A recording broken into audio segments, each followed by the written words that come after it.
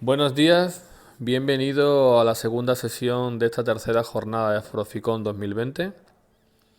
Trataremos comunicaciones, el edificio y su entorno, rehabilitación, energética y accesibilidad en la edificación. El primer ponente que va a intervenir en la misma corre a cargo de Sagrario Conejero Vidal, jefa de servicio de accesibilidad y centros de la Dirección General de Accesibilidad y Centros de la Junta de Extremadura. Su intervención se basará en el proyecto piloto de accesibilidad en el barrio de Santa Engracia. Ese momento en el que participan las personas que, que está nombrando durante todo este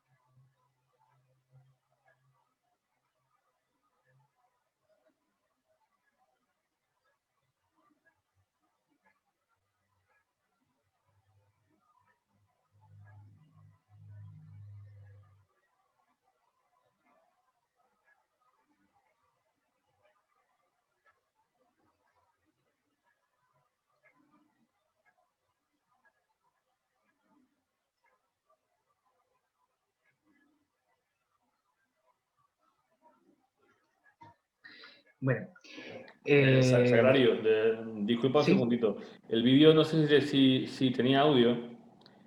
Ah, Es que no se ha escuchado el audio del vídeo, entonces... yo estaba escuchando. sí, pues Sí. no, aquí no se ha escuchado. Entonces, a lo mejor si lo quieres poner de nuevo, a la hora de compartir pantalla, te va a salir un pequeño icono en la parte inferior izquierda en el que debes de darle a compartir sonido de la computadora. Cuando compartes pantalla, te sale esa opción Sí. abajo. Espera un momentito, porque ahora mismo no sé qué ha pasado. ¿Me estáis escuchando? Sí, sí, perfectamente. Pues si queréis lo pongo al final en esos 10 minutos que decías. Perfecto, adelante entonces. Como tú... Vamos, lo digo porque ahora mismo se me ha puesto... Espera un momentito. Perfecto. A ver, un momentito. Adelante Es entonces. una pena, me hubieras avisado y... Me está dando... No lo quiero porque se está como bloqueando. Prefiero seguir y ya después si queréis lo pongo como tú me indicas. Luego lo ponemos, sin problema. Vale, venga. Adiós, Muchas adelante. gracias. Bueno, pues este es el proyecto piloto que se desarrolló en Santa Gracia y que actualmente en la Dirección General de Accesibilidad y Centros pues se tienen planteado también seguir con los proyectos pilotos. Son importantes, como he dicho al principio, para asegurar esa calidad de vida, y no solamente la calidad de vida, sino ese derecho humano a tener las mismas oportunidades que el resto de las personas. Muchas gracias por todo. Muy bien, Sagrario, muchísimas gracias por tu ponencia. A continuación y por el mismo espacio de 20 minutos, toma la palabra Fernando Baviano, jefe de sección de Arquitectura y Vivienda de la Dirección General de Arquitectura y Calidad de la Edificación de la Junta de Extremadura. Él nos va a hablar acerca de la regeneración urbana y eficiencia energética y del plan de recuperación del barrio también. Entonces, el mismo barrio de Santa Gracia. Cuando quieras, Fernando, adelante, tienes la palabra. Muy bien, muchas gracias. Agradecer, como no puede ser de otra forma, a la organización que nos dé la oportunidad de mostrar un poco los trabajos que estamos desarrollando desde la Dirección General de Arquitectura. Un segundo, Fernando, discúlpame. En Sagrario, debes de dejar de compartir pantalla. Es que no me deja, voy a tener que salir porque se ha bloqueado el ordenador. Perfecto. Voy a salir, vale, voy a salir. Adelante, Fernando.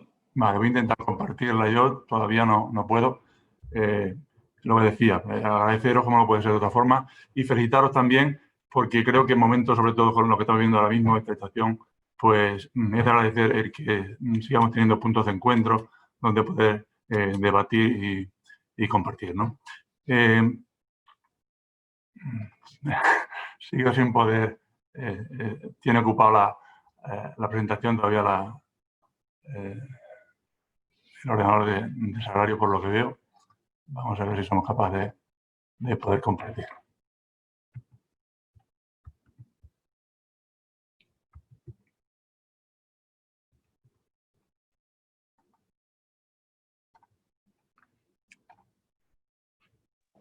Ahora puedes, Fernando. Ahora creo que sí, ¿no? Me imagino que veis algo. Bueno, pues inicialmente yo os voy a hablar de los trabajos que se han venido desarrollando por parte de esta Dirección General de Arquitectura desde el punto de vista de eficiencia energética y también de los que se están desarrollando ahora mismo, centrándonos en el barrio Santa Gracia, ¿no? Mi compañera Sagrario, bueno, pues ha hecho una introducción bastante buena y completa de la situación en la que se encuentra el barrio. Yo solamente quería puntualizar pues ese carácter de provisionalidad con el que se construyó el barrio, fruto de esa urgencia de tras una riada, pues tener que alojar a una serie de personas. En concreto estamos hablando de 800 viviendas y ese carácter de provisionalidad condiciona mucho pues las características constructivas de los materiales que se emplearon y va a redundar, por supuesto, en la eficiencia energética que presentan las viviendas que tenemos aquí en este barrio, ¿no? Vamos a ver que tenemos unos condicionantes que son la orientación que tiene el barrio. Por una parte, esta orientación norte que tiene aquí nos va a marcar mucho el comportamiento que tienen las viviendas y, sin embargo, esta orientación de aquí sureste es un poquitín más favorable. El barrio se organiza, como hemos visto anteriormente, en unas manzanas formadas por viviendas adosadas, que desde el punto de vista energético pues tenemos dos tipologías fundamentales, se puede decir, las que tenemos entre medianeras y las que están de esquina. Tenemos edificaciones con patios traseros, con lo cual tenemos dos fachadas en esta habitación, con una superficie de en torno a los 50 metros, y en este caso tenemos 3 fachadas, ¿no? La tipología fundamentalmente son, como he dicho, 2 tipos de vivienda, la de esquina y la entre medianeras, con un programa muy sencillo, desarrolladas todas en una única planta, ¿vale? Con inicialmente 3 y 4 dormitorios, con una solución que compartía salón y cocina inicialmente, que luego se han ido haciendo distintas modificaciones, y con los patios inicialmente exentos de edificaciones, pero que hoy en día la mayoría de ellos presentan construcciones auxiliares, ¿no? Lo que os comentaba inicialmente, el comportamiento de esta solución, que estamos hablando de una fachada realizadas con bloques de hormigón, con una cubierta inclinada de chapa y un falso techo de escayola. Inicialmente esa cubierta no tenía aislamiento. Decir que de estas viviendas la situación patrimonial que tenemos ahora mismo es que 800, o sea, de las 800, 600 están en manos de particulares y 200 aproximadamente son las que pertenecen a la comunidad autónoma. Y bueno, pues tenemos sobre las viviendas que son propiedades de la comunidad autónoma, pues sí se hizo una adaptación global hace ya unos años y se adosó algo de aislamiento sobre esta cubierta de chapa, y bueno, pues presenta, como veréis, bastante eficiencia, puesto que las carpinterías son también de piso sencillo, las que tienen carpintería, que nos hemos encontrado con algunas de ellas, que existen viviendas o personas en su interior sin cristales en algunas de las viviendas y demás.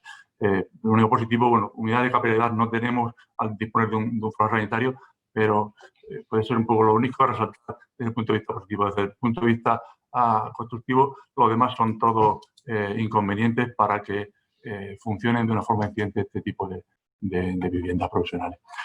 Hay que decir que el punto de partida fue un proyecto acogido al programa ELAI, un proyecto europeo que es el de RENOV, que se desarrolló entre los años 2007 y 2012, y contando, como decía Sagrario, con gran participación ciudadana, se llegó a implementar en el barrio una oficina técnica y se hizo un estudio energético global de todo el barrio, partiendo de simulaciones, pero con un análisis de un gran número de viviendas, con toma de datos in situ de las características, constatando las características constructivas de los elementos que forman la envolvente y incluso de los sistemas de instalaciones con los que disponía la vivienda. Entonces, partiendo de esos datos y de esta simulación teórica, obtenemos un mapa de la demanda de calefacción que tiene el barrio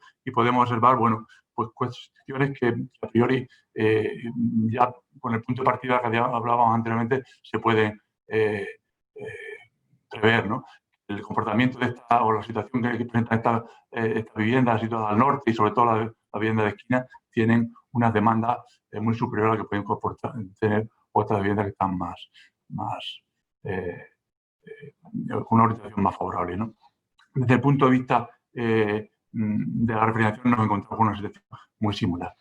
Vale, quería hablar, bueno, este ha sido el punto de partida de este proyecto de RENOV, y que ahora mismo nos encontramos trabajando en otro proyecto también dentro del programa LIFE, que tiene una vigencia, empezamos en el 2018 y el plazo en principio es hasta agosto de 2021.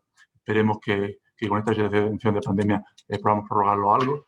Y este proyecto europeo, el acrónimo del mismo es Renatural NZTB, y tiene como objetivo el ensayar y promover el uso de materiales naturales y reciclados para conseguir edificios de consumo casi nulo y con baja huella de carbono.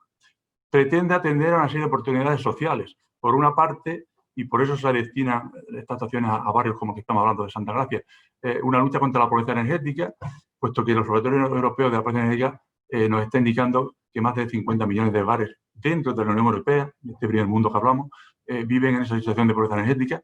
Por otra parte, se quiere abordar el tema de la sostenibilidad medioambiental, ya que en la Unión Europea del orden del 40% de la energía que se consume, la consume la edificación, los edificios, ¿vale? Y generan del orden del 35% de las emisiones de efecto invernadero que se producen dentro de la Unión Europea.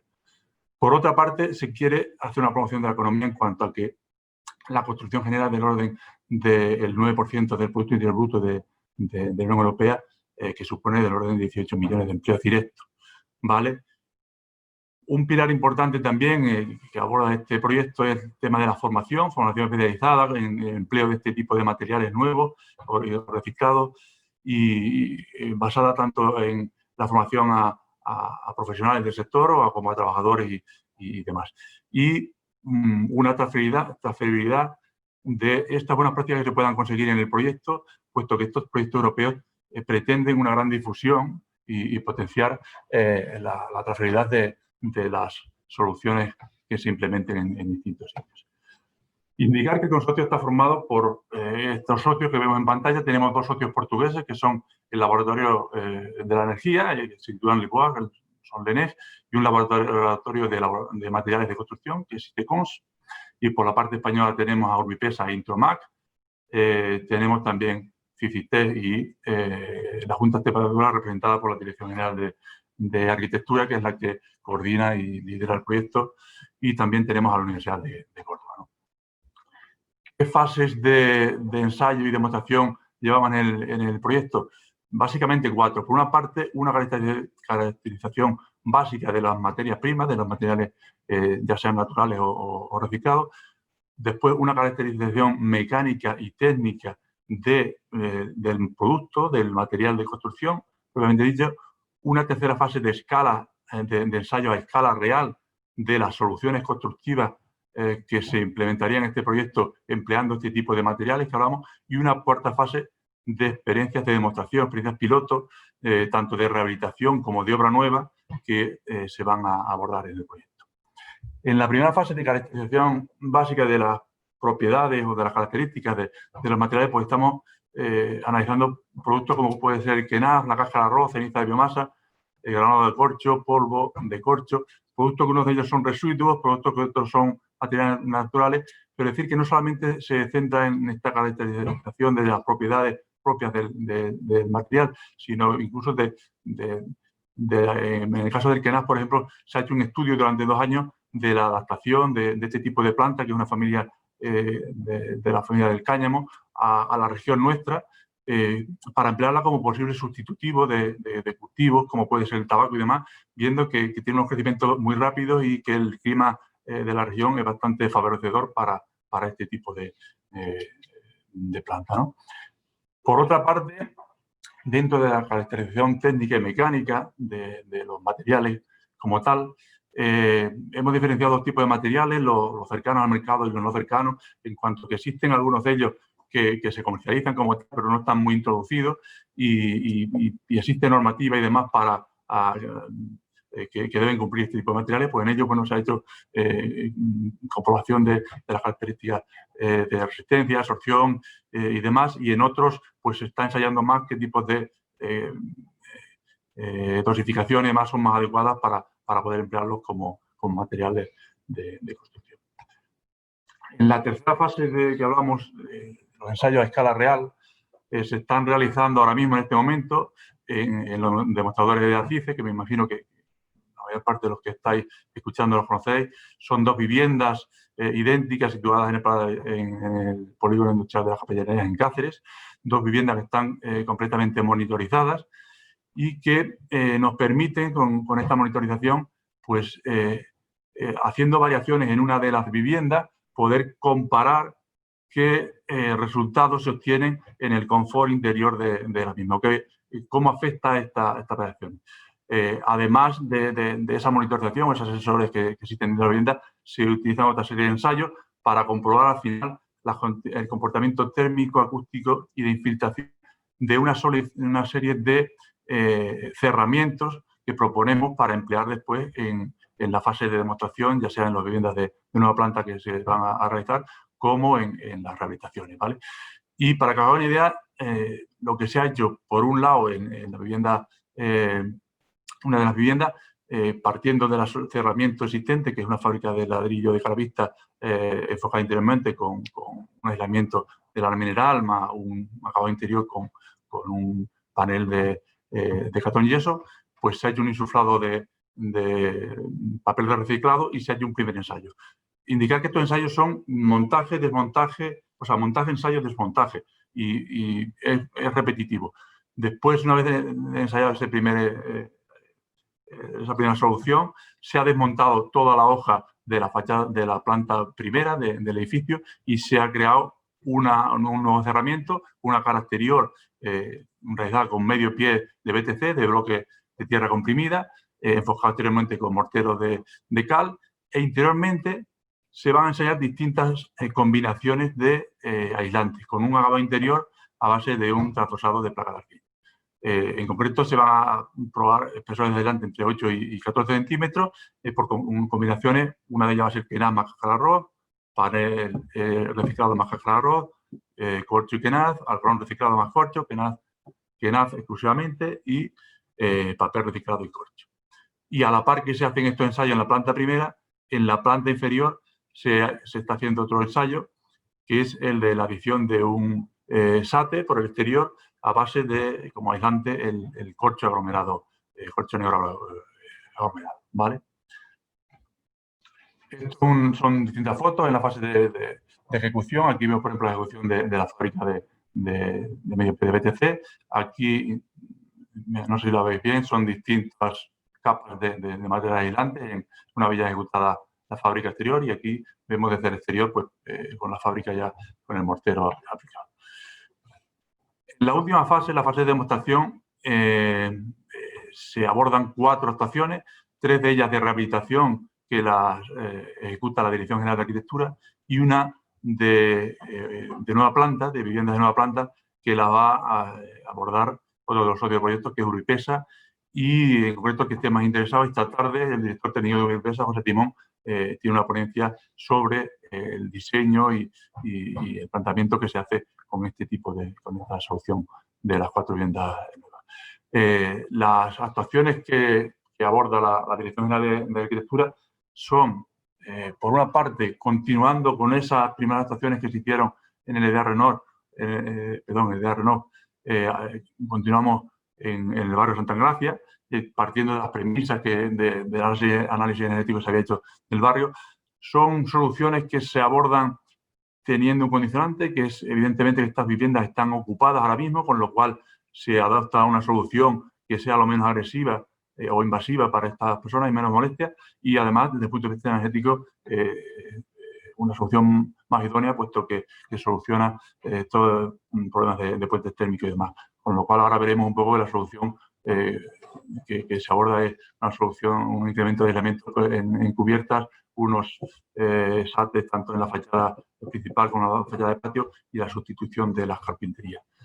Hay que indicar que el proceso que se ha seguido, a diferencia del que se hizo en el Renault, aquí se parte de un modelizado de cada una de las viviendas en las que se adopta, modelizado en BIM, y después, aprovechando el motor de Energy Plus, el que dispone la herramienta de Cipeter, pues se hace un análisis. En este caso, hemos planteado 20 estrategias múltiples formadas por combinaciones de distintas soluciones en cubierta, en fachada y en vidrio, y al final llegamos a la conclusión que optimizando una mejor solución energética y también desde el punto de vista económico, unas soluciones que encajen, puesto que no hay que perder de vista que al final estamos haciendo actuaciones que puedan ser extrapolables después a otras actuaciones posteriores en viviendas de promoción pública, pues se llega a una conclusión que en principio es la siguiente. La solución que adoptamos en cubierta es un incremento de 12 centímetros de fibra de quenaz, en fachada 10 centímetros de un SATE constituido por aglomerado de corcho negro expandido, ¿vale? Y las carpinterías hacen una sustitución de las mismas por carpintería de madera con vidrio bajo emisivo, puesto que las 4 viviendas en las que estamos actuando predomina la orientación norte, y con un instalamiento 616, ¿vale? Y, bueno, indicar que esta solución una vez que lo analiza, estás viendo que el precio, el incremento del precio del material es lineal, evidentemente, según va aumentando el espesor y, sin embargo, el incremento de la mejora energética que se produce a partir de un cierto momento no es tan lineal, ¿no? No tiene sentido incrementar en exceso, puesto que el precio se eleva de una forma excesiva. Lo que hablamos, básicamente, lo que estoy comentando es, en cubierta, mantener la solución del aislamiento que tenía e incrementar los 12 centímetros de KENAF y volver a colocar la cubierta de chapa. Y en fachada, pues, ir a soluciones de este tipo. Otra de las actuaciones que abordamos en el proyecto, también la Dirección General de Arquitectura, en este caso son en San Lázaro, en Mérida, las 180 viviendas que tenemos junto a las consejerías del Tercer Milenio, pues se interviene en uno de los bloques que tiene 4 portales, son bloques de 2 plantas con 2 viviendas por planta. En total son esos 16 viviendas son las que se abordan. En este caso, la solución que se hace es una solución similar. Se quiere actuar básicamente sobre la fachada, sobre la envolvente desde el exterior, puesto que las viviendas están todas ocupadas, y se aprovecha la intervención para darle una imagen más contemporánea al edificio.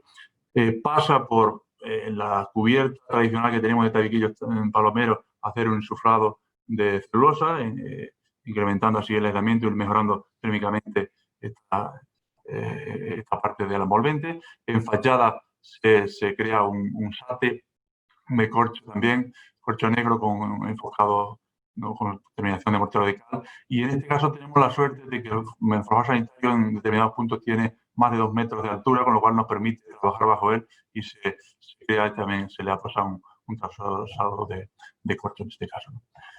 Por último, indicar que la última actuación en la que intervenimos nosotros es en La Bazana, en esta pedanía de Jerez, un pueblo de colonización de Alejandro de la Sota, y aquí se interviene en un edificio de uso público, que es la Hermandad Sindical, que en este caso, a diferencia de las otras, bueno, el edificio no está ocupado continuamente, sí tiene un uso, pero no tiene un uso continuado. Y la solución que se plantea en este caso es intervenir por el interior, manteniendo la composición arquitectónica o la estética que presenta el conjunto de edificaciones de aquí de abajo. Bueno, en principio, yo agradecerle, como he dicho, la posibilidad de exponer estas soluciones que estamos implementando. Os dejo el enlace a la web o las redes sociales del proyecto por si queréis más información. Y bueno, muchas gracias. Muchísimas gracias a ti, Fernando, por tu exposición.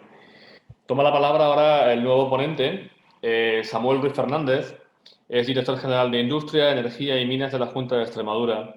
Va a hablarnos acerca del autoconsumo en la construcción. Cuando quiera, Samuel, adelante.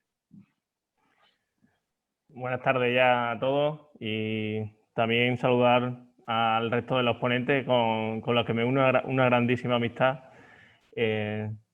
Empiezo un poco, voy a hacer una pequeña presentación, así que voy a compartir pantalla, si me deja. No sé si estáis viendo algo o no.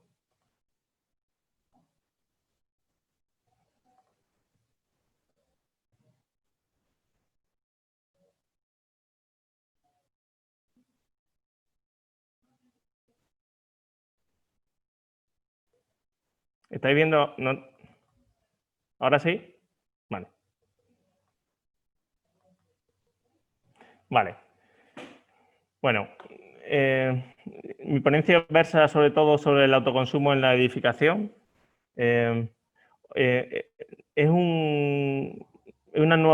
nuevas instalaciones que se está abriendo muchísimo un campo en nuestra comunidad, pero que va a generar muchísimo empleo en un empleo local. Se trata de instalaciones sencillas y que son rentables de por sí. Pero a mí me gustaría empezar esta ponencia con una visión histórica. Vamos a plasmar un poco cómo ha ido evolucionando las viviendas a lo largo de la humanidad. Fijaros, entiendo que se va a poder ver.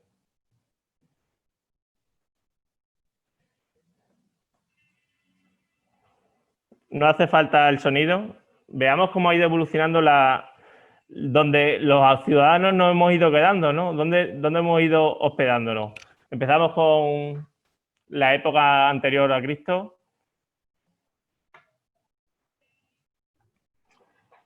Disculpa, Samuel. Sí. Ahora mismo se está compartiendo la presentación del PowerPoint. Entiendo que, sí. tienes que Vale. cambiar al vídeo si estás poniendo otra. Vale, a ver. Sí, estaba viendo otra. A ver ahora. Vale. Bueno, ahora sí entiendo que se ve, ¿no? Vamos a ver un poco la evolución que ha tenido nuestra vivienda. Desde las cavernas,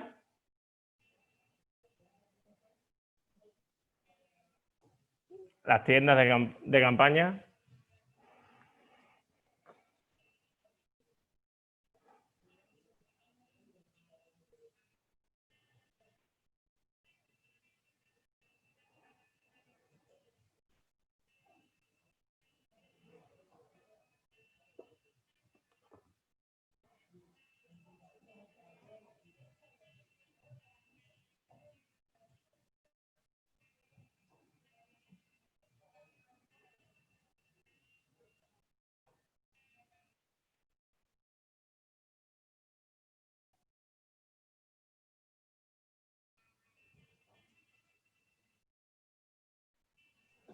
Samuel, estamos como antes. Quizás a lo mejor si el vídeo tiene audio no se está escuchando. No, el audio no hace falta.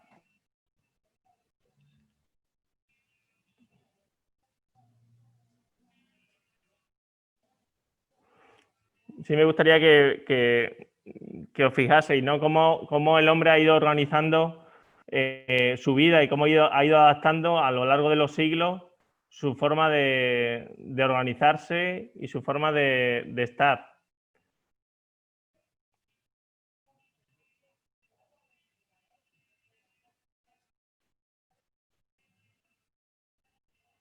Hemos pasado de casas individuales a, por ejemplo, la figura existente, ¿no? O a lo que nos viene muy pronto. Con esto, lo que quería, a ver si me deja dejar de compartir. Con esto lo que quería poner de manifiesto es lo que ha cambiado la historia, ¿no? Cuántísimo ha cambiado nuestra historia a lo largo de los años. ¿Y cuál es el futuro? El futuro un poco lo tenemos aquí encima. Yo creo que el futuro es este. Van a ser casas con dos perspectivas. La primera, quedaros con esta imagen porque yo creo que será como van a ser nuestras ciudades en los próximos años, pero hay dos partes que es muy importante. Necesitamos crear edificaciones en las que solamente se gaste la energía que sea necesaria. Ese sería un punto muy importante. Y la siguiente sería que debemos hacer edificios y viviendas en las que la energía podamos generarlas en nuestros propios edificios. Cuando hablo de gastar solamente la energía que sea necesaria, por supuesto se me viene a la cabeza la eficiencia energética.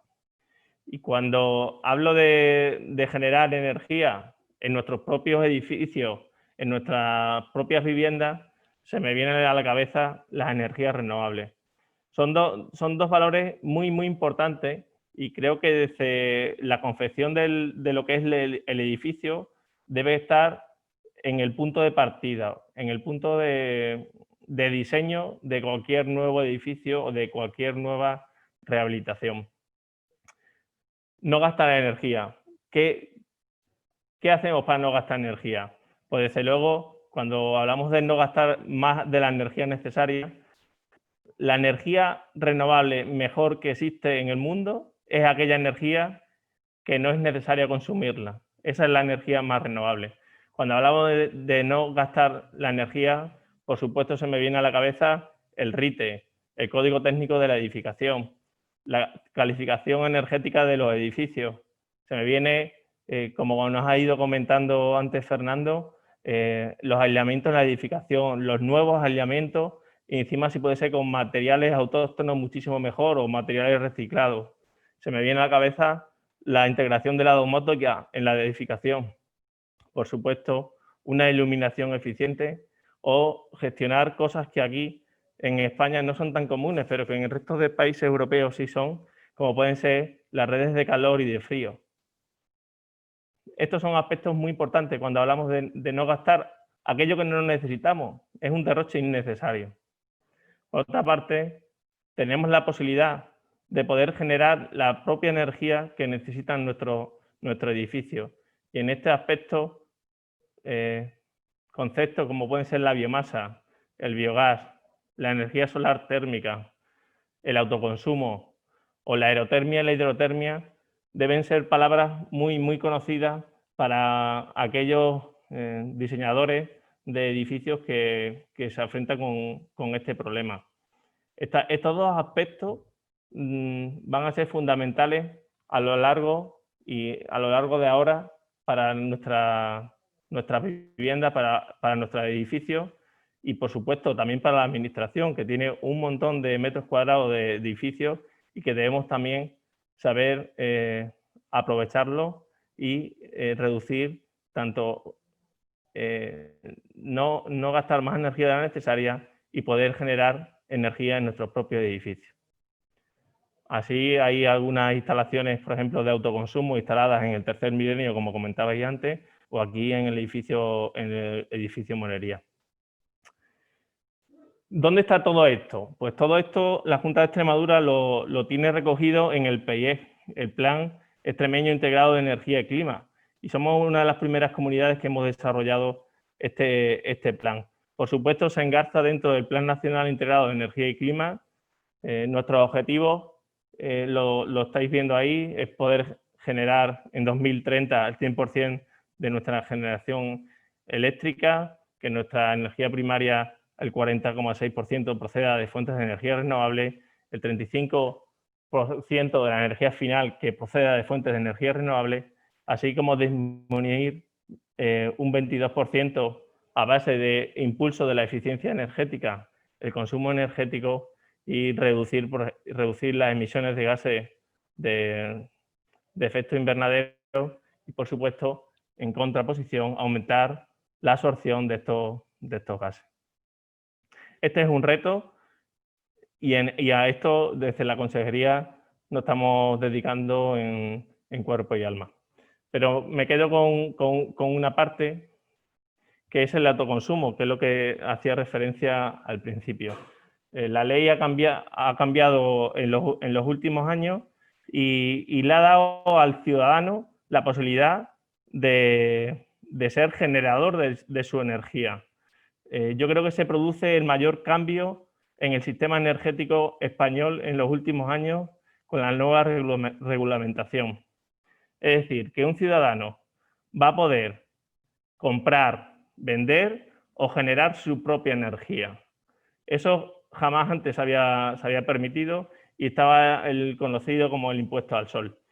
Ahora mismo el autoconsumo se plantea como una alternativa para poder bajar los costes energéticos. Hay muchos tipos de autoconsumo. Yo voy a hacer un rápido resumen. Hay autoconsumo básicamente con excedente o sin excedente, en función de si tú la energía que puedas generar con paneles fotovoltaicos en las cubiertas de tu vivienda lo quieras vender o no. También hay otros tipos de autoconsumo, que es, oye, yo solamente tengo el autoconsumo de mi vivienda para mí mismo, o son autoconsumos colectivos, por ejemplo, dentro de un edificio, que la comunidad genere la energía que necesita o que quiera generar, o bien para consumirla o bien para consumirla y venderla. Realmente es una auténtica revolución. Esto antes no estaba permitido. Y esto sitúa al ciudadano con una responsabilidad mucho mayor de la que tenía antes, pero sin embargo sitúa al ciudadano en la gestión energética del sistema energético español. También podríamos compartir la energía, vender o comprarla, no solamente con los que los tengamos nuestros vecinos más próximos, sino con aquellos con los que podamos compartir una instalación de baja tensión. Es decir, edificios próximos también se van a poder intercambiar la energía que puedan producir entre ellos. Esto estoy hablando desde el punto de vista eléctrico. porque las redes de calor y las redes de frío que van un poco también en este sentido, aunque en España no están tan extendidas, es una realidad en otros países. Por tanto, el autoconsumo ha venido a quedarse, ha venido a dar una grandísima revolución a todo lo que requiere el sector de la edificación y es más, aquí en Extremadura, en la última ley del suelo, se hace un guiño a favor de este tipo de instalaciones, porque para instalaciones de autoconsumo encubiertas, por ejemplo, no es necesario una licencia previa, que eso lo comentaré un poco más adelante. En definitiva, el autoconsumo eléctrico que se pueda dar en los edificios de Extremadura se podrían diferenciar entre dos partes. Si la instalación de generación que estamos diseñando es de más de 100 kilovatios, en los cuales prácticamente son pocas y serían las empresas las que podrían optar a este tipo de potencia, requerirán autorización previa de construcción y de explotación, como cualquier instalación de generación, pero sin embargo las que van a ser más comunes para nuestros hogares, para nuestros edificios, para las pequeñas tiendas, son instalaciones en las que no necesitan autorizaciones previas para su puesta en marcha y su comercialización. El autoconsumo, en definitiva, lo que va a hacer es que podamos reducir la factura de la energía que consumimos o bien podamos vender la energía que generan nuestros paneles fotovoltaicos. Aquí es un hecho muy, muy importante. La Junta de Extremadura viene trabajando con líneas de ayuda desde hace mucho tiempo y ayer sacamos, por ejemplo, las últimas ayudas para poder fomentar todo este despliegue tecnológico, que al final se traduce, y eso deseamos, en empleo muy, muy local, porque estas instalaciones son muy fáciles de instalar. Por tanto, cualquier instalador local va a poder asumirla sin ningún tipo de problema. Os pongo un ejemplo de dos tipos de... Perdón. Pongo un ejemplo de dos tipos de instalaciones. Este sería un ejemplo de instalación de autoconsumo en un edificio en el que hay varios consumidores y tienen instaladas sus paneles fotovoltaicas en la cubierta. En función de si la instalación es de autoconsumo pura, se instala un equipo que se llama antivertido para no verter la energía en la red, o si se quiere vender los excedentes que produzca esa generación, se eliminaría este antivertido y directamente se podría verter a la red. Eso sería el esquema para un edificio, y el esquema para una casa, para una casa es mucho más fácil. Estaríamos conectados en baja tensión a la línea de distribución de nuestras calles, y tendríamos un contador que contaría en un sentido o en otro. En un sentido cuando necesitamos potencia de la calle, y en el sentido inverso cuando estaría nuestra instalación generando. Por tanto, son instalaciones, digamos, técnicamente muy sencillas, en las cuales a partir de 100 kilovatios hacia abajo, que son la mayoría de las viviendas y edificios que vamos a tener, su tramitación está totalmente liberalizada, es en forma telemática, y creemos que esto va a ayudar muchísimo al despliegue de este tipo de instalaciones. Como comentaba antes, el fomento del autoconsumo en Extremadura, en la actualidad, tiene abiertas dos líneas de financiación. Una que es del IDAE, para la generación de energía eléctrica desde fuentes de energía renovables, y otra a través de la orden del 7 de septiembre, y que se abrió la convocatoria el pasado día. ¿Cuáles son los beneficiarios y cuáles son las características básicas de este tipo de líneas? Fijaros, voy a ser muy rápido. Lo voy a poner todo.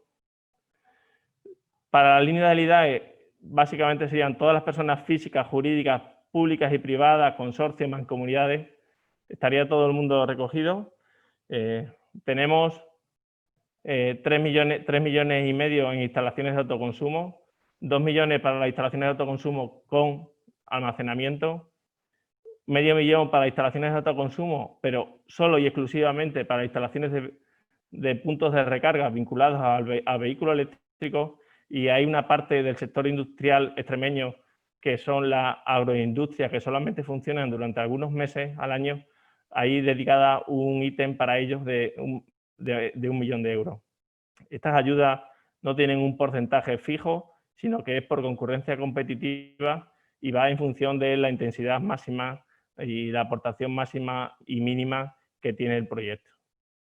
Y luego las líneas que recientemente hemos sacado van a particulares, a municipios, a entidades locales y a pymes. Para el ayuntamiento la subvención respecto al coste de inversión es del 80% y para particulares y pymes es del 55%. Anteriormente era del 40%, lo hemos subido porque creemos que tenemos que dar un último impulso. Al final, el tipo de instalaciones que estamos subvencionando no solamente es la parte eléctrica y de autoconsumo, sino que también, como he comentado en anteriores diapositivas, está la biomasa, está la solar térmica, la biogás, la geotermia, la aerotermia, la hidrotermia. Son palabras que por supuesto, ya está en boca de muchos de nosotros, defensores del ahorro y la eficiencia energética y defensores, por supuesto, de la generación de energía eléctrica y térmica a partir de fuentes de energía renovables. Para esta línea de ayuda tenemos para autoconsumo 3,4 millones y para instalaciones aisladas, que no se pueden llamar propiamente de autoconsumo, aunque también el sector las engloba, pues tendríamos casi 1,5 millones. ¿Cuánto tiempo tenemos desde que se ha publicado? Pues tenemos 6 meses, ¿vale?, de presentación para poder acometer y solicitar este tipo de ayuda. El autoconsumo creo que va a venir a transformar un poco la edificación de nuestros barrios y de nuestra comunidad, porque igual que antes no se planteaba el instalar techos sin paneles fotovoltaicos, en la actualidad no va a haber, creo o deseo, que no haya edificios ni públicos ni privados en los que no se estudie el cómo ahorrar energía y qué posibilidades tiene el edificio de poder generar su propia energía. Hemos sacado recientemente una campaña que habréis escuchado posiblemente en la radio, que es Súmate al autoconsumo solar. ¿Por qué? Porque nos va a aportar muchas ventajas. Primero, va a reducir la factura de nuestra luz, eso está claro, pero luego vamos a poder combatir con nuestro granito de arena las emisiones de gases de efecto invernadero, de la lucha contra el cambio climático y, por supuesto, en la medida que hagamos este tipo de instalaciones, estaremos contratando gente local, gente de nuestro pueblo, a los que conocemos su familia, a los que los conocemos de toda la vida. Así que animo a que cuando concebamos un edificio pensemos en el autoconsumo, pensemos en ahorrar energía y que ese edificio genere la mayor energía posible. Muchas gracias. Muchísimas gracias, Samuel, por tu intervención. La verdad que muy interesante. Mira, vamos a pasar al último ponente de la jornada de esta mañana. Vamos a dar el turno a Javier García Carrasco, que es el director gerente de Urbipexa, y nos va a hablar sobre el programa Renervis. Cuando quieras, Javier, adelante, tienes la palabra.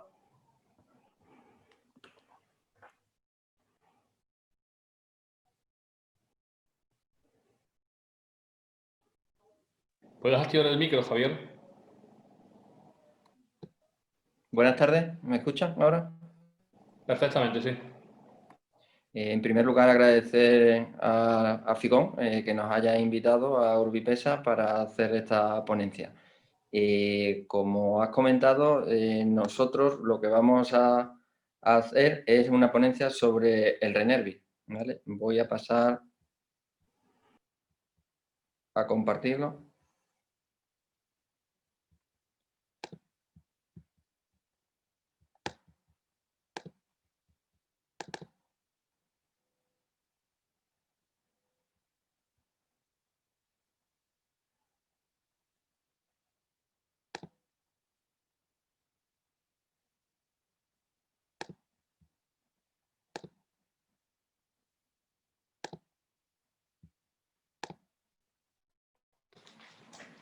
¿Lo veis? Sí, perfectamente, Javier. Vale, pues comenzamos. El Renervi son acciones de regeneración urbana en Extremadura, ¿vale?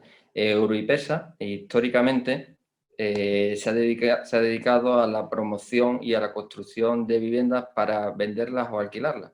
En los últimos tiempos está tomando unas nuevas vías de negocio en las cuales se están basando casi todo en los ARRUs o Renervi, ¿vale? Los ARRUs en Extremadura han sido unos proyectos novedosos, siempre y cuando hay que destacar el primer ARRUS o Renervi, que es el de Mérida Tercer Milenio. El Tercer Milenio de Mérida consistía en una barriada donde había una serie de viviendas, ¿vale? Viviendas de los años 60, en las cuales existía un deterioro brutal. Estaban unas viviendas que no tenían posibilidades de recuperarlas, porque estaban completamente en las cuales había instalado una serie de inquilinos en los que habían creado como una especie de gueto, que se decidió recuperar ese barrio, ¿vale? Para volver otra vez a reactivar y darle y regenerar ese barrio con una serie de edificaciones como se han visto en las anteriores diapositivas. El primer ARRUS que nosotros desde Urbipesa se hizo fue un ARRUS en Almendralejo, en Federico García Lorca. Era una zona en la cual había muchas posibilidades porque estaba en un céntrico, ¿vale? Poseía una serie de infraestructuras aledañas que le daban un potencial para recuperar ese barrio, ¿vale? Como vemos, pues había una serie de infraestructuras, centro educativo, zonas verdes, palacio de vino, en fin. Entonces, ¿qué se decidió? Después de hacer un estudio de las viviendas, se vio que no había posibilidades de recuperar esa vivienda porque estaban en un mal estado de conservación, ¿vale? Eran viviendas pequeñas con una superficie de 29 metros cuadrados, ¿vale? Que no posibilitaban recuperarlas. ¿Qué se hizo? Pues se vio las diferencias, los diferentes estados de la vivienda. En algunas eran propiedad, en otras eran alquiler y en otras estaban ocupadas por inmigrantes que venían a la campaña de la vendimia. Y en otras eran propietarios, ¿vale?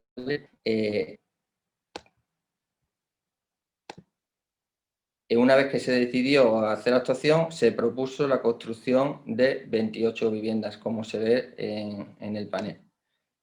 Lo primero que se empezó a hacer fue una demolición, ¿vale? Según se iban desalojando las viviendas y se iban demoliendo para evitar que se volviesen a ocupar.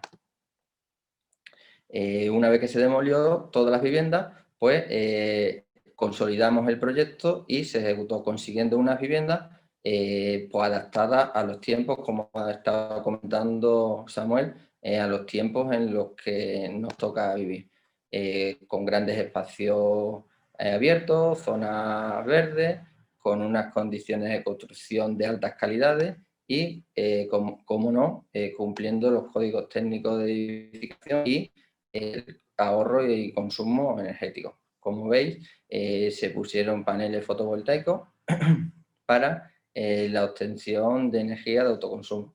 Sí es cierto decir que esta tecnología es una tecnología un poco compleja para los inquilinos que habitaban en las viviendas, ¿vale? Sobre todo por el mantenimiento, ¿vale? En números generales, pues el Ministerio puso el montante de casi un 57% de la inversión, la otra parte sustancial la puso la Junta de Extremadura y un porcentaje lo puso Uribesa, ¿vale? Uribesa consiguió los préstamos, ¿vale?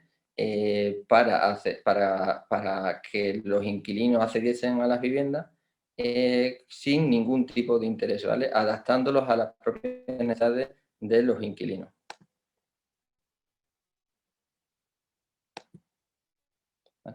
Las conclusiones de renovación, la renovación urbana se debe realizar donde no es posible la rehabilitación. No hay renovación si no introducimos usos para recuperar los barrios. Y hay que sopesar la rentabilidad de la actuación. Es decir, que hay que tener muy en cuenta, ¿vale? A la hora de hacer las actuaciones, qué rentabilidad vamos a conseguir. Existe un enorme potencial para la renovación en el parque inmobiliario de Extremadura. Por eso es una de las vías muy potentes en las que se está centrando Uribesa, al igual que todas las empresas públicas del país, ¿vale? Ahora ya nos centraremos lo que es en el Arrus Renervi de Extremadura, ¿vale? Que a través del plan estatal nos permite hacer diferentes actuaciones, ¿vale?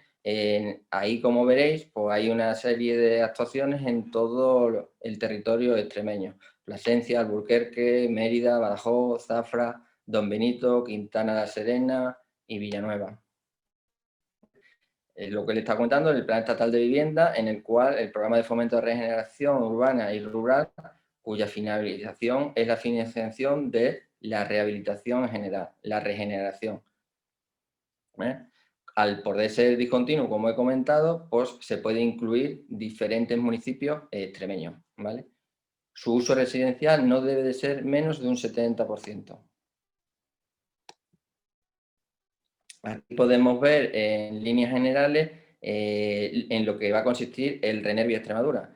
Consistirá en 508 viviendas, de las cuales 466 son públicas y 42 son privadas, ¿vale?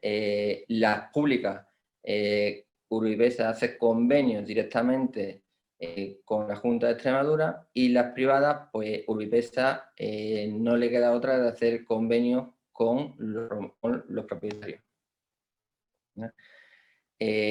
¿Cuáles son las intervenciones que se van a realizar en el plan Renervi? Las actuaciones son actuaciones de mejora de eficiencia energética, mejoras pasivas, reducción de la demanda energética anual, que costará entre un 25 y un 35%. Actuaciones de conservación, obras de mantenimiento y mejora en las instalaciones comunes. No hemos encontrado que en la mayoría de los edificios del parque inmobiliario de la Junta el mantenimiento de las zonas comunes brilla por su ausencia, ¿vale? Nos encontramos con zonas comunes en las cuales no hay luz, no hay sistemas de contraincendio, ¿vale? Implicando un grave problema para los vecinos que habitan en esos bloques, ¿vale? Las actuaciones de mejora de seguridad de utilización de accesos e intervención que facilitan la accesibilidad universal a los vecinos. Y, por último, actuaciones de mejora de calidad y sostenibilidad, trabajo de reurbanización en el entorno.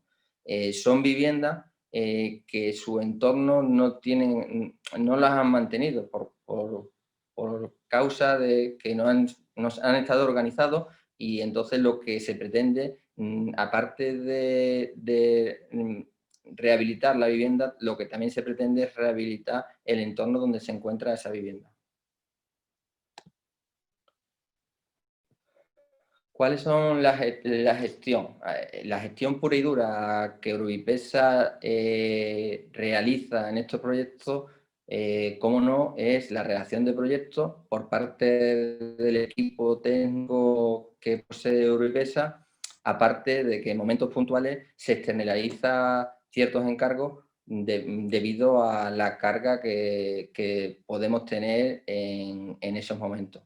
Se gestiona la ley urbanística, licencias públicas de las obras, control y redacción de proyectos y ejecución, y gestión de desalojos provisionales y dinamización de los barrios.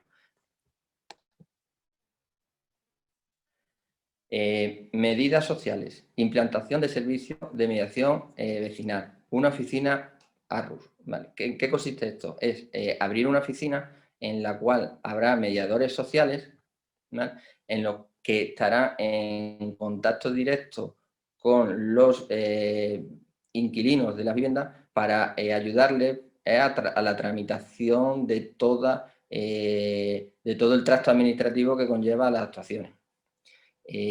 Los proyectos son presentados en los ayuntamientos, como no puede ser de otra manera, ¿vale? Y de esa manera lo que se pretende es fomentar la participación de todos los entes que están inherentes en un proyecto de estas envergaduras, ¿vale? Importantísimo es concienciación del alquiler social, ¿vale?, y cuidado y mantenimiento. Como es lógico, no sería bueno de que después de que se rehabilitara una serie de edificios en los cuales el aporte económico es muy elevado, no concienciemos a aquellos inquilinos para que una vez que se ha recuperado puedan seguir manteniendo esos edificios para que tengan una calidad habitacional. ¿Cuáles son las instituciones implicadas? Urubipesa, que es el motor que coordina todas las actuaciones, los ayuntamientos con sus servicios de base y la Junta de Extremadura con los servicios de adjudicación y mantenimiento. Aquí exponemos las cifras a grandes rasgos en las cuales nos vamos a mover para ejecutar el Renervis, que como estaréis viendo, pues las aportaciones mayoritarias son las del Ministerio, una aportación muy importante por parte de la Junta y aportaciones más pequeñas por parte de Urubipesa, que llegaríamos a un montante de 13 millones de euros. Aquí os expongo una ficha de cada actuación, ¿vale?, en las que se contemplan, ¿vale?, en donde especificamos los datos registrales, los datos de superficie y los datos generales urbanísticos de la vivienda antes de hacer los proyectos.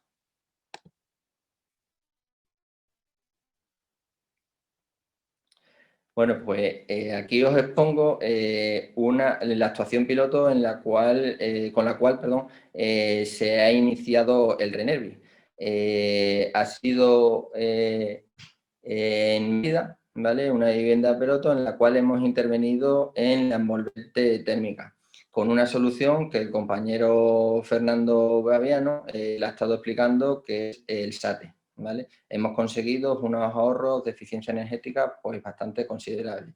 Esta prueba piloto se finalizó hace unos meses, ¿vale?, para empezar ya a recuperar toda la manzana, ¿vale? ¿Cuáles son los problemas comunes que nos hemos encontrado en la actuación de Mérida, que estoy mencionando ahora? Pues un deterioro de los edificios, la falta de mantenimiento de las zonas comunes, como he comentado anteriormente, las cuales están completamente deterioradas porque a lo largo de los años nadie se ha preocupado por mantener esas zonas comunes, y la ausencia de instalaciones comunes y obras sin autorización. En la actuación de Mérida nos encontramos con una serie de obras sin autorización, sobre todo en las terrazas, ¿vale? Cada vecino pues, ha optado por una solución pues está exenta de autorización, de cualquier cosa acogida al Código Técnico de Edificación. Como estamos viendo aquí, pues el deterioro es brutal en la zona común, ¿vale? Todo dejado, sin suministro eléctrico, vandalizados, con el consiguiente problema que pueden tener para los habitantes de estos edificios. Y aquí os expongo pues, las obras, ¿vale? Las actuaciones ilegales que decidieron cada vecino acometer en su vivienda.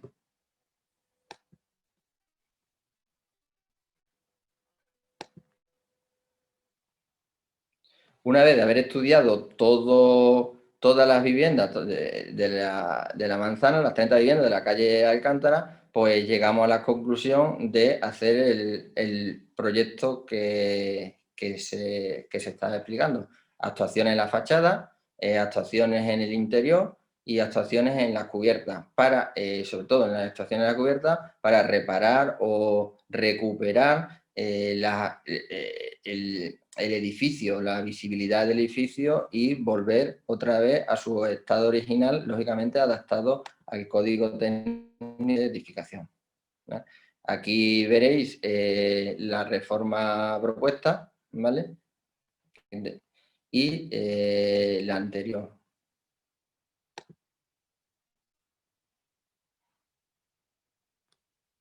Como estáis viendo, no tiene absolutamente nada que ver. Conseguimos unos espacios abiertos muy saludables para que se puedan disfrutar todos los vecinos que habitan en la manzana, ¿vale? Como estáis viendo, este es el estado actual. Las zonas verdes, pues la vegetación brilla por su ausencia, ¿vale? Aquí estamos viendo que cada vecino ha decidido poner unos toldos, ha decidido edificar en las terrazas, ¿vale? Y en la propuesta final, pues ya lo que hacemos es una uniformidad de todo el edificio, recuperando zonas verdes y poniendo de forma uniforme todos los toldos y todas las terrazas, ¿vale? Para que cumplan con toda la normativa. Aquí veis cómo quedaría el proyecto final de la calle Alcántara de Mérida, ¿vale? Conseguimos con un esfuerzo brutal pues recuperar 30 viviendas que a día de hoy pues están con un elevado deterioro por el paso de los años, ¿vale? Todo esto, aparte de la tramitación técnica, se puede decir, lleva también una gran labor social, porque hay que hablar con todas las familias, explicarle en qué consisten las actuaciones, ¿vale? Para que ellos sean partícipes de este proyecto, para que lo vean como una cosa propia, porque llegaríamos a un fracaso brutal si hacemos una inversión grandísima en la cual los vecinos y los inquilinos de cualquier tipo de edificio o vivienda del parque inmobiliario que estemos rehabilitando no lo ven ya como suyo, ¿vale? Y no tienen concienciación de mantener la obra que se le ha realizado, porque sobre todo es beneficio para su calidad habitacional.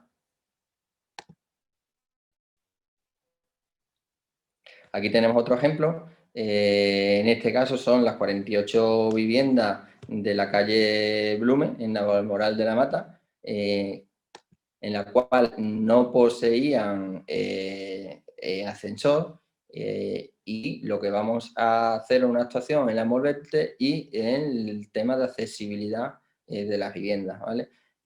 Para instalar el ascensor, pues hemos tenido que actuar sobre las ventanas para abrirlas y tener acceso al sistema. Pues poco más. Desde Urbipesa estamos muy concienciados con la renovación urbana, porque entendemos que estamos entrando en un periodo nuevo en el cual la construcción nueva va a bajar bastante, y lo importante ahora es recuperar lo que tenemos, pero recuperarlo de tal manera que haya una eficiencia energética y habitacional para que los inquilinos de estas viviendas, que son personas que necesitan más que otros tipos de personas, tengan una calidad y puedan mantener una vivienda en la óptima forma de rendimiento. Pues agradecer que hayan contado con la participación de Urbipesa y poco más. Muchísimas gracias, Javier, por tu intervención. Bueno, dejar de compartir pantalla y os veo un poco los cuatro. Os comunico, tenemos todavía un espacio de 10 minutillos, un pelín más, por si a alguno de vosotros quiere decir algo más, algo que se le haya quedado, si Sagrario a lo mejor quiere compartir el vídeo que no se escuchaba el audio en su intervención, puedo hacerlo, o si queréis contestar alguna de las preguntas que puedan haberos hecho o formulado los asistentes a través del chat, sin ningún problema podemos pasar un turno a cada uno de vosotros y que digáis o que expongáis lo que os ha quedado a lo mejor o queráis incidir. ¿Quién quiere tomar la palabra primero? Fernando. Tienes que activar el micro, Fernando.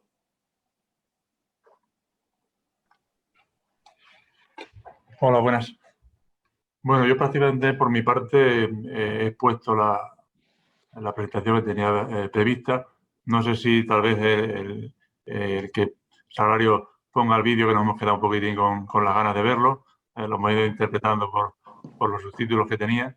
Pero bueno, veo también que en el turno en el chat aparece una serie de preguntas, como entiendan más convenientes. Si quieres, veo que no hay ninguna de ellas ahora mismo dirigida a mí, como quiera coordinarlo.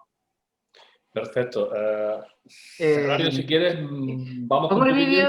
Si te parece, Sí. pongo el vídeo porque hay muchas preguntas para el director general. Mientras las lee, vamos poniendo el vídeo y así.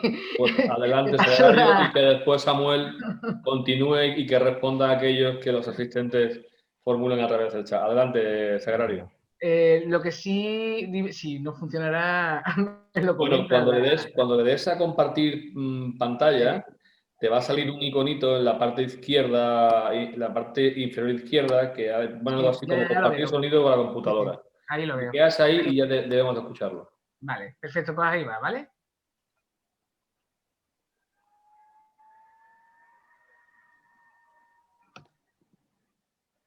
¿Lo estáis viendo? Lo vemos, pero no hay sonido aún. Ahora. Ahora sí. Vale.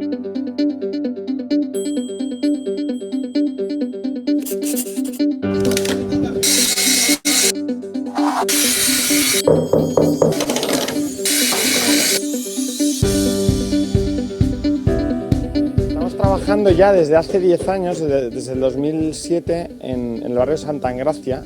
Empezamos a través del concurso Europan, un concurso internacional de ideas para la regeneración del barrio, que ganamos, y a raíz del cual nosotros pues redactamos un PERI para la definición urbanística del barrio y de su futura rehabilitación. Y desde aquí ya van bajando. Nuestro barrio empezó su andadura en 1964, en las Navidades de 1964. Fue un barrio que se hizo provisional por 10 años, pero que actualmente llevamos ya 53, con lo cual hemos superado ya los 40.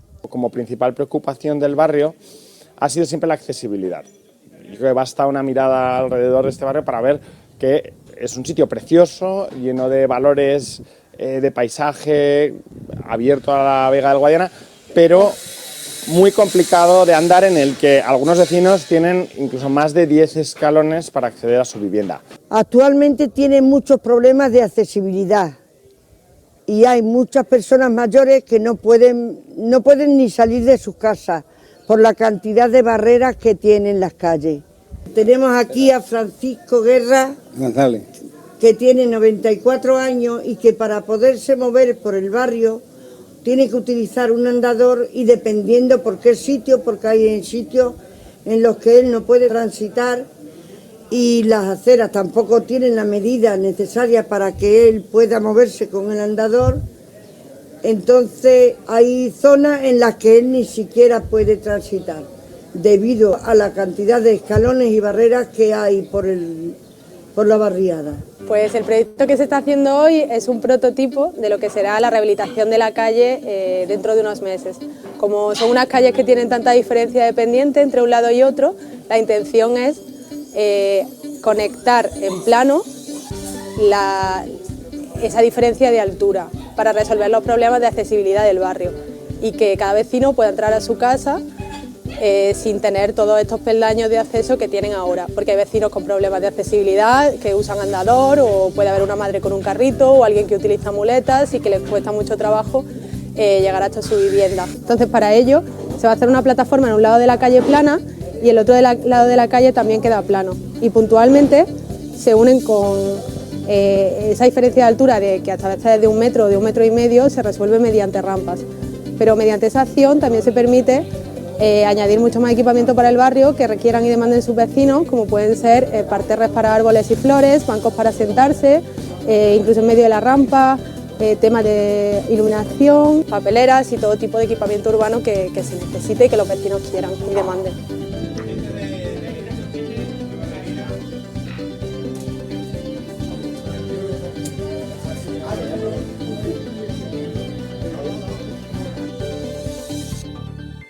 Estamos trabajando ahora con materiales, digamos, fáciles, como madera y clavos y tornillos, ¿no? Lo cual hace que esta solución no es una solución definitiva ahora mismo, pero nos está sirviendo para hacer una prueba, visualizar, discutir también pues, con la Asociación de Vecinos, que es la promotora de este proyecto, discutir cómo tiene que ser este tipo de solución. La idea pues, es que en primavera de 2018 podamos implementar un trozo de calle. Estamos pensando en trabajar con hormigón, digamos, barandillas de tubo de acero, materiales, digamos, con una terminación profesional, con lacados atractivos, etcétera, y no solo ya mostrar que es posible hacer accesible el barrio, sino realmente empezar a hacerlo en ese trocito.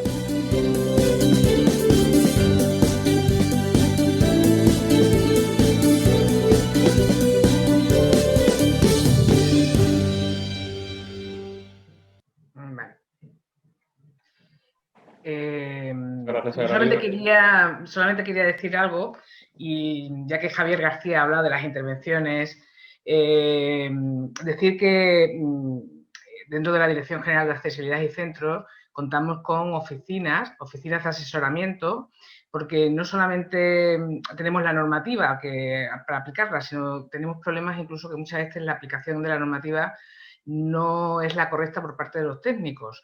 Entonces, por ello contamos con 2 oficinas, la que he comentado antes en la exposición, la OTAES, que es la Oficina Técnica de Accesibilidad de Extremadura. También tenemos la Oficina de Accesibilidad Cognitiva de Extremadura, la OACES, que ponemos a disposición para toda la ciudadanía de Extremadura y, como no, también para todas las empresas que forman y para la propia administración. Es decir, que contéis con ella en cualquier momento. Ya lo digo, no solamente porque sea una accesibilidad física, la accesibilidad universal es un más allá, es una accesibilidad pues encaminada a esas limitaciones sensoriales y cognitivas e incluso auditivas, etcétera, ¿no? Es un poco, con ello solamente termino. Muchísimas gracias, Sagrario. Samuel, sí, tu turno. Vale, bueno, voy a contestar algunas de las preguntas, ¿vale?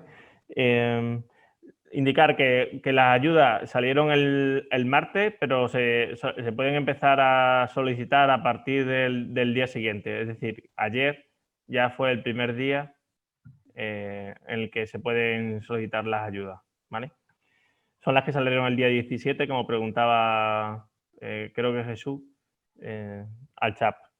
Luego, había otra pregunta de cómo se compensa la energía. La normativa actual establece varios sistemas. Una vez que tú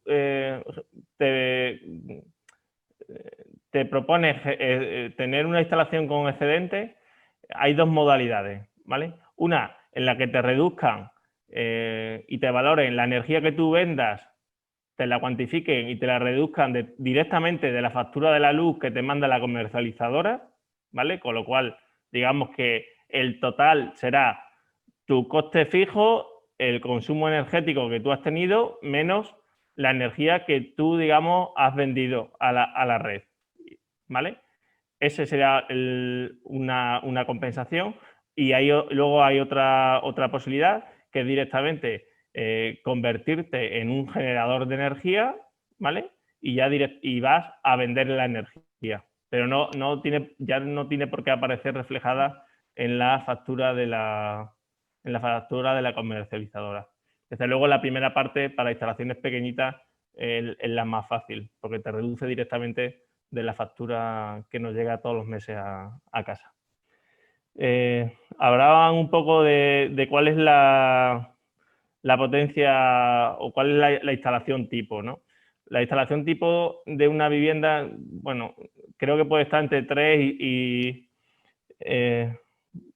3, 4, 5 kilovatios máximo, porque varía mucho de la potencia que cada vivienda quiera instalar, ¿no? Sí es cierto que vamos cada vez a una sociedad más electrificada, ¿no? Pero bueno, hay de todo, ¿vale? Lo normal o de las que más tenemos pueden ser a lo mejor 2 y pico, hasta 4. Perdón, antes me he equivocado. Sería entre 2 y 4, sería lo más normal, ¿vale? Esto vienen siendo unos 3.000 o 6.000 euros, ¿vale? De inversión, de CAPEX, ¿vale? Y son instalaciones que se vienen amortizando entre 3 y 6 años, en función un poco de la potencia, 6, 7 años, en función de un poco de la potencia que tú quieras instalar, ¿vale? Entonces, por resumir, porque he dicho muchas cifras, lo normal en una vivienda sería entre 2 y 4 kilovatios, ¿vale? El coste será entre 3.000 y 6.000 euros, ¿vale?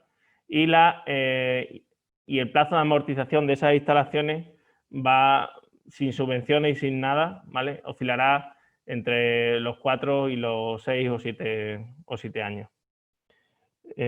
Y creo que no me he quedado por ahí ninguna pregunta sin responder. Con el autoconsumo se empezará también a hablar de otra palabra que se llama prosumer, la que os vaya quedando, que significa que uno, como decía antes, cada ciudadano va a tener la posibilidad de consumir su energía, pero también de generarla y poder hacer y decidir lo que quiere hacer con ella.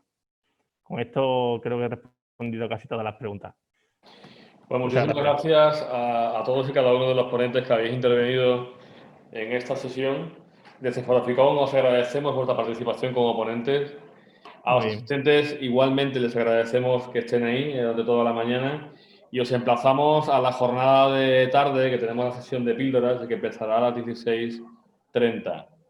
Espero que os haya gustado y bueno, nos vemos esta tarde y seguimos en Foraficom. Muy bien. Muy bien. Gracias. Muchas gracias. Hasta luego. Muchas gracias. Hasta luego.